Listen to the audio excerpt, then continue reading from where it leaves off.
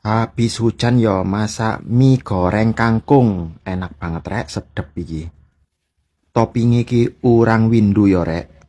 Enak rek, wis ngene iki nikmat luar biasa. Masak sendiri, bahan seadanya ya ini. Aku pakai bawang merah, bawang putih, sama ini rek penyedap. Di gongso ya sama cabe, cengek, cabe rawit.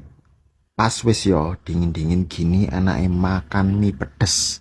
Sing penting itu bahan seadanya ya, yang penting ada di kulkas, tinggal diolah. Rasanya ki yo pedes, asin, gurih, wis pokoknya enak banget.